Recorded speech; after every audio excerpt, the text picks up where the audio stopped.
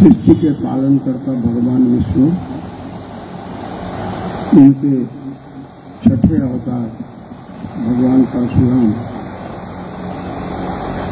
और साथ में सप्त चिरंजीवियों परशुराम, भगवान परशुराम के साथ जो हनुमान महावीर हनुमान भगवान हैं, और जो विष्णु के अवतार श्री राम के सबसे बड़े प्रिय हैं, वो इतने प्रिय हैं श्री राम के अर्थात विष्णु भगवान के कि रामचरितमानस में प्रसंग आता है अशोक वाटिका में कि सीता माता कहती है कि आशीष दीनी राम प्रिय जाना हो तात बलशील निधान। तो ऐसे हनुमान जी और भगवान परशुराम और भगवान विष्णु जी का एक साथ प्रणाम करके मैं उन लोगों का आशीर्वाद लेकर अपनी बात प्रारंभ करूंगा। मंच को प्रणाम। मंच पर विराजमान मेरे साथ ब्राह्मण सभा के अध्यक्ष महोदय श्री गुरुदेव कौशिक जी, ब्राह्मण सभा के सदस्य श्री सुनील भारद्वाज जी, मंच पर विराजमान अन्य वरिष्ठ पदाधिकारीगण, दर्शक दीर्घा में उपस्थित सनातन धर्म के में विश्वास रखने वाले आप सब महानुभाव, देवियों, सज्जनों और बाल वृंद, यह हम सब के लिए बहुत ही धन्य होने का विषय है कि आज हम भगवान परशुराम की जन्मोत्सव में शामिल हो रहे हैं। और मेरे लिए तो इससे भी बड़ा धन्य होने का विषय है कि मुझे इस अवसर पर कुछ कहने का आदेश दिया गया। मैं थोड़ा समय लूंगा क्योंकि भगवान परशुराम के बारे में इतना विपुल साहित्य उपलब्ध है, उसमें से कुछ मोती ढूंढ कर मैं लाया हूं जो यहां प्रस्तुत करना चाहूंगा। सबसे पहले तो भगवान परशुराम का संक्षिप्त परिचय जो लगभग सभी लोगों को पता होगा, मैं थोड़ा सा उसको संक्षेप में बता दूं कि भृगुवंशी महर्षि भृगु ऋषि भृगु सप्तर्षियों में से एक और ब्रह्मा जी के मानस पुत्र थे। उनके वंश में जमदाग्नि ऋषि जो ब्राह्मण थे और उनकी पत्नी जो राजकुमारी थी, उनके दाम्पत्य जीवन के प्रतीक के रूप में परशुराम जी का जन्म हुआ। उनका नाम राम था, लेकिन भगवान शंकर ने उनको परशु दिया, तो उनका नाम परशुराम। ये छोटी सी कथा है। इसके बाद जो बात आती है वो थोड़ी सी मैं जो ढूंढ कर लाया हूं वो आपके साथ साझा करना चाहता हूं। एक भगवान परशुराम के बारे में बहुत ही प्रचार या मैं कहूं कुप्रचार था कि उन्होंने क्षत्रियों का संहार किया, क्षत्रियों के परम वैरी थे और 21 बार धरती को क्षत्रियों से विहीन किया। मेरा यह अनुरोध है कि इन भ्रांतियों पर ध्यान नहीं दिया जाए। ये कैसे कहा जा सकता है कि भगवान परशुराम क्षत्रिय विरोधी थे? भगवान परशुराम के सबसे प्रिय शिष्य क्षत्रिय थे। वो कौन थे? संभवतः सबको पता होगा, भगवान परशुराम ने अपनी सारी विद्या एक क्षत्रिय शिष्य को दी और ऐसे शिष्य को दी कि एक बार वो शिष्य उनसे युद्ध भी करने पर उद्यत हो गए और परशुराम जी ने इतनी बड़ी शिक्षा उनको दी थी कि परशुराम जी हार जाते। उसके बाद दूसरे, अब क्षत्रिय का अर्थ यहां राजा से लिया जाए, मैं ये कह रहा हूं, कृष्ण भगवान उनको भी क्षत्रिय माना जाता है। यदुवंशी भी चंद्रवंशी राजपूत ही थे क्षत्रिय। जो राज्य करता था उनको क्षत्रिय बोल दिया जाता था। कृष्ण भगवान को सुदर्शन चक्र देकर युद्ध शास्त्र की शिक्षा परशुराम भगवान ने दी थी, बलराम को भगवान ने दी थी।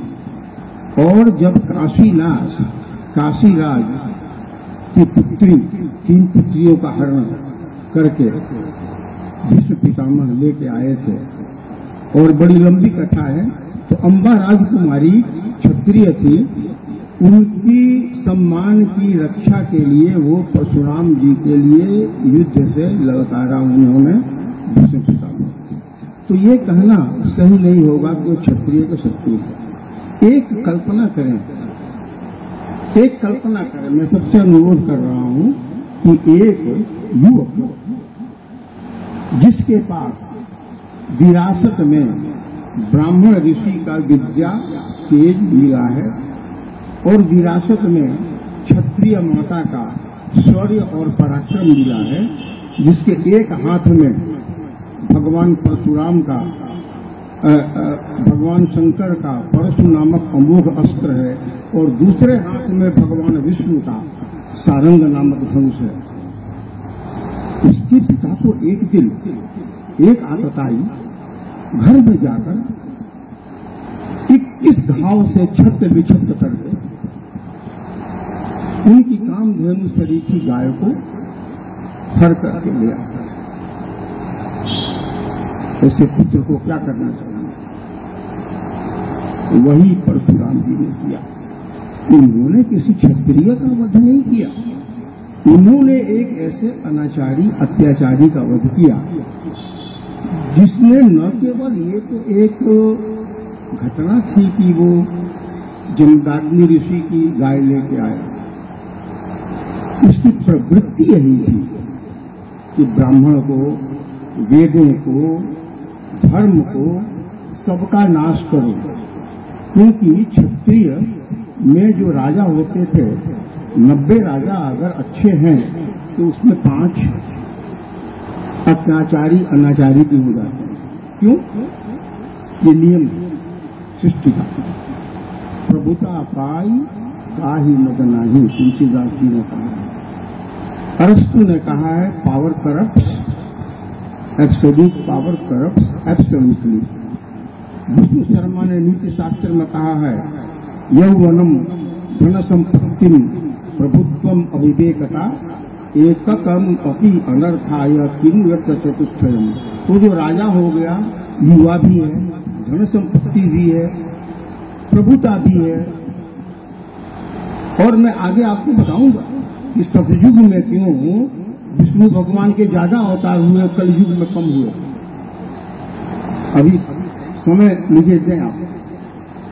तो क्या करते लोग? अब कहा गया कि उन्होंने क्षत्रियों का विनाश किया नहीं श्रीमान। वो है वंश के जो क्षत्रिय थे, उनके महान राजा जो सहस्त्रबाहु थे, जिनको वरदान मिला था, लंबी कथा है। तो एक राजा को मारने के लिए, राजा का वध आप अकेले नहीं कर सकते। राजा का वध करने के लिए पहले उसके पुत्रों को मारना होगा, उसके भाइयों को मारना होगा, उसके सगे संबंधियों को मारना होगा। क्षत्रिय के शत्रु नहीं थे, अत्याचारियों के शत्रु थे। अगर भगवान रामचंद्र ने, जो एक स्वयं क्षत्रिय थे, रावण एक ब्राह्मण को का वध किया, तो कोई नहीं कहता कि एक क्षत्रिय ने ब्राह्मण का वध किया, क्योंकि वो रावण ब्राह्मण होते हुए भी असुर था। असुर मतलब अत्याचारी। तो इसलिए मैं नहीं मानता और हमें भी नहीं मानना चाहिए। दूसरी एक मैं दो तीन बातें 5 मिनट में मैं समाप्त करता हूं। एक मैं जरूर साझा करना चाहूंगा। मैंने कई जगह भगवान परशुराम का, जरा मेरी ओर ध्यान दें, भगवान परशुराम का बहुत वृद्ध चित्र देखा है मैंने कई जगह, अपने ग्रुप में भी देखा है। मेरी यह प्रार्थना है कि न लगाया जाए ग्रुप चित्र। क्यों? कि जब सप्त चिरंजीवियों में से एक थे, चिरंजीवी मतलब अमर, जिसको अमरत्व का वरदान मिला हो, वो बूढ़ा हो जाए तो ये तो श्राप हो जाएगा उसके लिए। आंख की दृष्टि चली गई, दांत चला गया, झुर्रियां पड़ गई, बाल पक गए, बुढ़ापे की यही निशानी है ना।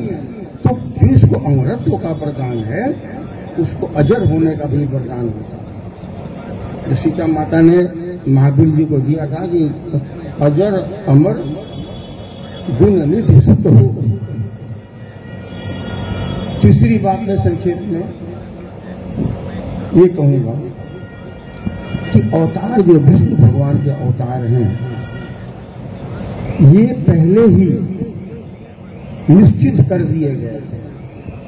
विष्णु पुराण में सारे अवतारों का जिक्र है, इवन कल्कि अवतार का भी जिक्र है जो नहीं हुआ है, बुद्ध अवतार का भी जिक्र है जो अभी हुआ, मतलब लास्ट हुआ है। तो हमें समझने की बात है कि जब सृष्टि के नियंता ने जब सृष्टि को बनाया तो उन्होंने समझा कि मनुष्य आएगा, अपने साथ इच्छाएं लाएगा, पाप करेगा और उस पाप को दूर करने के लिए मतलब कोई अवतार लेना पड़ेगा। तभी कहा गया यदा यदा धर्मस्य ग्लानिर्भवति भारत अभ्युत्थानम अधर्मस्य तदात्मानं सृजाम्यहम्। तो धर्म का जब हानि होगी तो भगवान जन्म लेंगे। तो इसलिए जन्म लेना निश्चित था क्योंकि वो सहस्त्र बाहु और बड़ी इसकी लंबी कथा है, लेकिन अब समय कम है तो इसलिए मैं अपना समाप्त करता हूँ। आप सबको धन्यवाद।